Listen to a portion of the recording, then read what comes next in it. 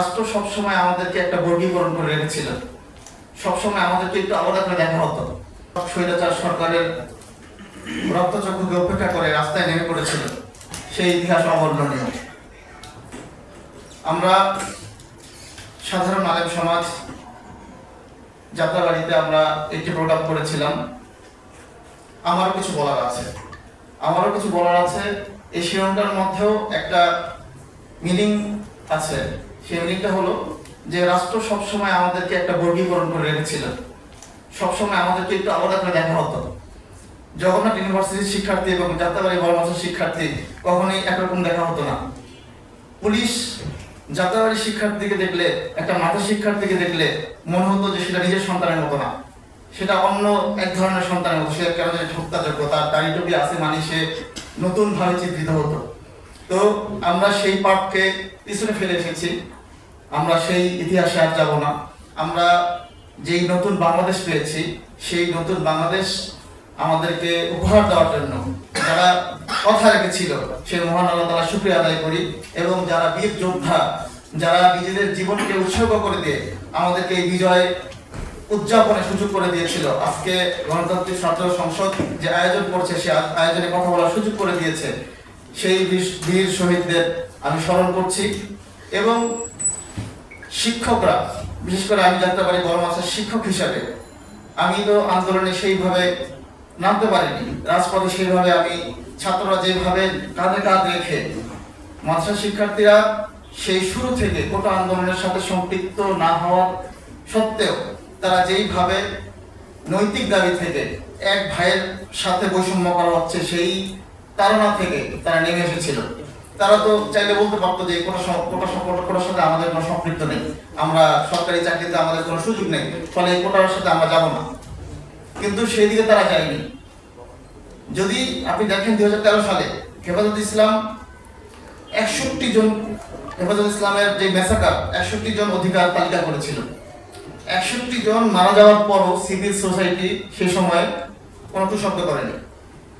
তখন যদি বিচার চাওয়া হইতো, তাহলে 2024 পর্যন্ত স্বৈরাচারকে আমাদের দেখতে হইতো না, স্বৈরাচারের যে জুলুম নির্যাতন আমাদেরকে বহন করতে হতো না। 21 সালে মোদী বিরোধী আন্দোলনের সময় আপনারা দেখেছেন ব্রাহ্মণবাড়িয়াতে 17 জন, হাটহাজারীতে 4 জন শহীদ করা হয়েছে। সেই সময় কোনো সিভিল সোসাইটি কোনো আওয়াজ করেনি, আওয়াজ করতে পারলেও সেইভাবে আওয়াজ করতে পারেনি। আপনি দেখবেন আলেম সমাজকে ডেকে নিয়ে, স্বরাষ্ট্রমন্ত্রী ডেকে নিয়ে, ধর্মমন্ত্রী ডেকে নিয়ে বারবার তাদের সাথে মিটিং করছে। পরের দিন নিউজে আসতেছে যে সরকারের পাশে থাকবে আলেম সমাজ। আমাদেরকে এইভাবে সবসময় প্রতিনিয়ত ব্যবহার করে এসেছে। 2018 সালে দেখবেন নির্বাচনের আগে আগে হেফাজত ইসলাম সরকারের পাশে থাকবে, আওয়ামী লীগের সাথে থাকবে, এই ধরনের নিউজ করা হয়েছিল। এগুলোর মধ্য দিয়ে একটা আত্মপ্রতারণার রাজনীতি বাংলাদেশে আওয়ামী লীগ সরকার টিকিয়ে রেখেছিল।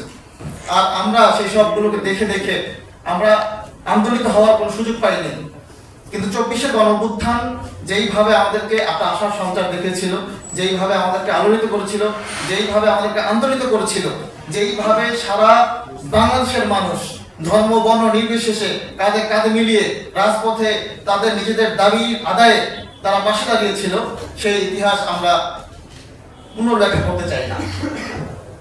24-এর পরবর্তী সময়ে যদি সেই বাংলা বসন্তকে পুনর্ব্যাখ্যা করা হয়, তাহলে সেটাকে যদি আপনি কোনো ফরমেশন দিতে চান, তাহলে সেটাকে হবে ইতিহাস বিকৃত করা।